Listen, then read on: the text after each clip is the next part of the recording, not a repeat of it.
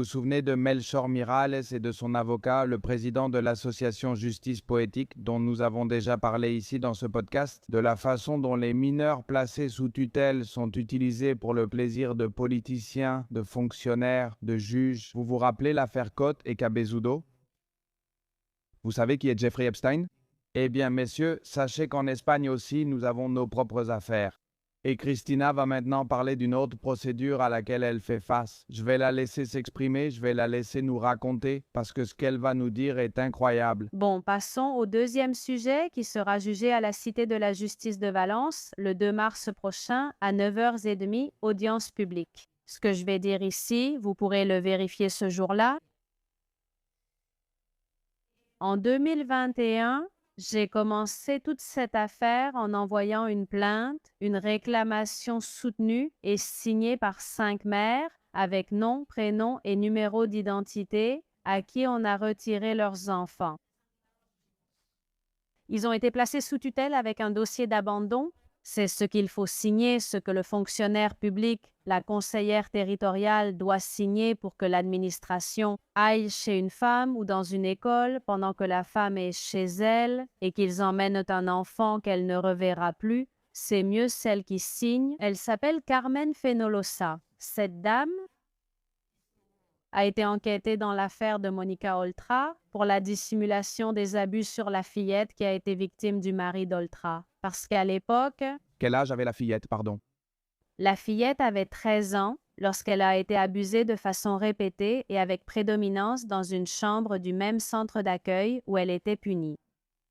Bien, pendant l'instruction, nous faisons la connaissance de Carmen Fenolosa, directrice territoriale de Castellón, d'accord? Cette dame reconnaît lors du procès que le département de l'égalité de Monica Oltra ignore les ordonnances d'éloignement du juge d'instruction qui visent à éloigner l'agresseur de la fillette placée dans le centre d'accueil. Deuxièmement, ces ordonnances d'éloignement sont ignorées par le département et cachées et l'agresseur n'est pas éloigné de la fillette du centre d'accueil. Il y a la dame qui s'occupe de ses affaires.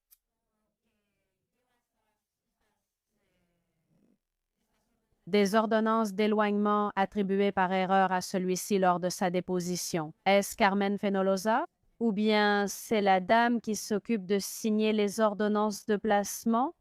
Toutes les mères qui me demandent de déposer une plainte auprès du défenseur du peuple, elles me le demandent. Pourquoi? Parce qu'elles me connaissent après que la presse ait relayé que je poursuis Monica Oltra.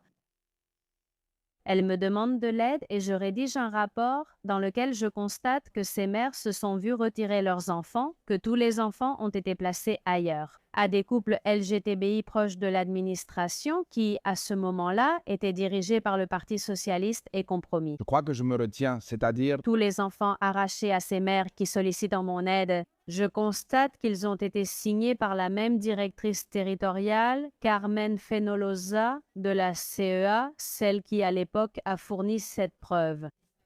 Je te parle de l'affaire de Monica Oltra, dans laquelle on voit qu'ils ont caché des ordonnances d'éloignement du mari d'Oltra envers la mineure, c'est-à-dire que Monica Oltra a caché des ordonnances d'éloignement qui avaient été émises par le tribunal d'instruction d'un juge. Il les cache, il les garde, et cela, par erreur, est apporté lors de la prise de déposition pendant les démarches effectuées lors du procès de Monica Oltra et compagnie. Dans la procédure, cette dame est celle qui signe les dossiers de mise en danger de toutes les femmes qui lui demandent ensuite de l'aide. Tous ces enfants vont être placés, ils vont finir dans des familles, chez des couples LGTBI proches de l'administration, liés d'une manière ou d'une autre au Parti socialiste et à compromis.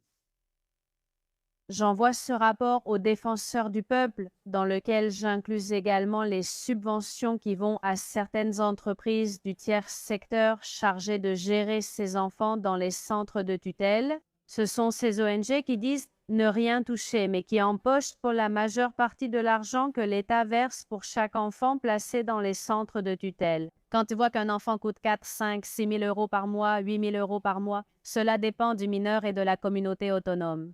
Cet argent ne revient pas aux mineurs ni à la famille, il reste dans le réseau clientéliste de l'administration. Voici le business des enfants sous tutelle. D'accord, la factoria.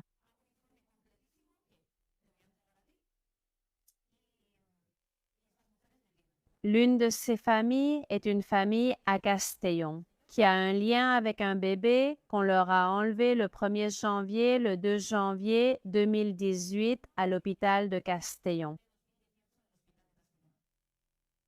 La raison en est un dossier d'abandon signé par Carmen Fenolosa parce que le père n'a pas encore enregistré la petite.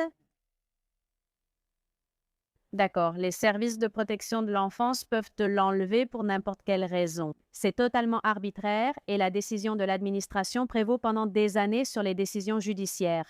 L'administration agit et lutte contre cela pendant des années, et c'est l'un des meilleurs exemples. Eh bien, ils emmènent la petite fille à l'âge de 9 mois. Cette petite fille est placée dans une famille d'accueil de manière irrégulière. Aujourd'hui, c'est considéré comme irrégulier car nous avons un arrêt de la Cour suprême qui le qualifie d'irrégulier. À un couple LSTBI, Des hommes ou des femmes? Des hommes? messieurs, je ne suis pas homophobe, mais c'est un couple LSTBI. Comme tous les autres couples de toutes les mères à qui on enlève leurs enfants et qui finissent dans ces couples, alors qu'est-ce que vous voulez que je fasse? Les enfants de ces mères finissent toujours confiés à des couples LGTBI. Exactement, oui, proche de l'administration. Proches de l'administration? Liées à l'administration. C'est tout à fait le cas de ce monsieur qui s'appelle Victor Serra, Victor Manuel Serra Piqué, secrétaire LGTBI du Parti socialiste. De plus, dans son organisation, dans son association LGTBI, Miralcan de Turia, là-bas, il y a la secrétaire de l'enfance et de l'adolescence du Parti socialiste au niveau régional, Madame Noémie Mirales. Et ces messieurs gardent cette mineure. Malgré un jugement de première instance, il y a un appel, un jugement de deuxième instance et l'arrêt de la Cour suprême, qui disent que le Conseil est obligé de préparer un plan pour réintégrer progressivement la mineure dans sa famille biologique. Cette petite fille avait alors 5 ans et Victor Serra, Je vis avec ces couples depuis 5 ans, depuis son adolescence. je n'avais pas pu rencontrer Ni sa mère, ni son... sa mère, son père a perdu la vie dans le processus. Je ne vais pas entrer dans les détails. On la lui a enlevé. À ses grands-parents, pendant 5 ans. Mais ses grands-parents doivent subir la honte et les pressions du Conseil. On leur dit tout d'abord de ne pas s'inquiéter, de ne pas faire d'histoire, parce que les parents sont très jeunes et peuvent avoir d'autres enfants. C'est quelque chose qu'on dit souvent aux familles à qui on enlève des enfants. Je veux te poser une question délicate. Cette fille a-t-elle été victime d'abus? Non, d'accord, non, pas que je sache. D'accord, d'accord. D'accord, pas que je sache, mais non. Pour moi, il a subi le pire abus qui puisse exister, c'est qu'on t'arrache des bras de tes parents. On te vole ton identité pendant 5 ans. Tu ne sais pas d'où tu viens, tu ne connais pas tes origines. Et cette affaire, en ce moment, fait l'objet d'une procédure judiciaire dans laquelle Monica Oltra, en plus d'être mise en examen dans l'affaire de la dissimulation des abus sexuels sur cette fillette, placée sous la tutelle de son mari, elle est actuellement inculpée pour détention illégale de mineurs, coercition et prévarication.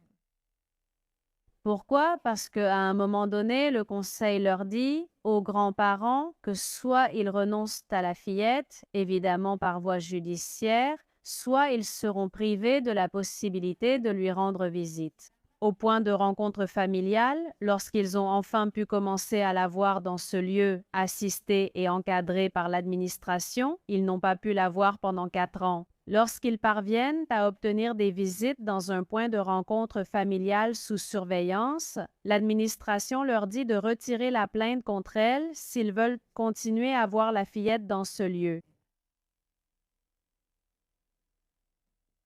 Au père, à l'époque, ils lui ont interdit d'enregistrer la petite. Il ne voulait pas enregistrer la petite. Pour pouvoir ensuite la lui enlever. Cette famille est vulnérable? C'est une famille qui n'a pas le pouvoir que possède l'administration. C'est une famille qui, oui, Mais comment choisissent-ils la victime? À qui enlèvent-ils les enfants? le profil est normalement celui de personnes vulnérables, qui ont eu peu de ressources, une faible formation intellectuelle, professionnelle. Des gens qui ne savent pas se défendre dans une procédure judiciaire, des gens qui ne peuvent pas se payer un avocat, des gens dont le reste de la société se fiche complètement parce que la société pense toujours que ça ne lui arrivera jamais. Mais il y a aussi beaucoup de cas de femmes maltraitées à qui l'administration enlève leurs enfants, d'abord soi-disant pour leur bien. C'est l'excuse. Pendant que cette femme est prise en charge et qu'elle trouve de meilleures conditions pour pouvoir avoir son enfant, par exemple, l'une des femmes qui signe cette plainte adressée aux défenseurs du peuple et aux syndicaux de Greuge de la communauté valencienne, qui est l'équivalent du défenseur du peuple dans la communauté valencienne, c'est une femme qui est maintenant décédée. On lui enlève son enfant lorsqu'elle demande un logement protégé pour femmes vulnérables. Elle le demande parce qu'elle a un bébé, elle est seule, le père ne veut rien savoir de l'enfant et elle demande ce logement. Un jour, on appelle cette dame, Madame Carmen Fenolosa, encore une fois, on l'appelle pour qu'elle remplisse des papiers au bureau de l'administration sous le centre de l'appartement supervisé avec la poussette. Et quand cette dame sort, l'enfant n'est plus dans la poussette, elle ne le revoit jamais. J'ai interviewé cette dame, c'est-à-dire qu'elle existe, je l'ai interviewée en 2022 au revoir. Eh bien, ici, TED a sur sa plateforme toutes ses mères et elles veulent venir ici et sache que je leur donne la parole, d'accord? Cette dame est décédée maintenant, elle est décédée l'année dernière. Et pourquoi? Et pourquoi? Parce qu'ils ont dit qu'elle était obèse, bien sûr qu'elle était obèse. Dans le dossier de Samparo, il est indiqué qu'elle est obèse. Qu'elle invente, qu'elle ait un petit ami ou un ami imaginaire, c'est faux. Cette femme avait un compagnon rencontré dans un village. Femme maltraitée, divorce compliqué et ils ne veulent pas qu'elle soit avec les pères. Celui de Gaïa à Barcelone est une autre administration très emblématique dans ce sens. Alors, tu te poses comme la défenseur. Tu deviens la défenseur de toutes ces mères, involontairement de toutes celles-ci, enfin volontairement, parce que je te vois très combative. Les autres sont furieuses, c'est compréhensible. Si on m'enlevait mon enfant, j'en mourrais. C'est normal, je comprends, Christina. C'est-à-dire, tu mènes une croisade contre l'administration qui fait un usage complètement arbitraire de son pouvoir et arrache des enfants des bras de certaines familles, leurs enfants,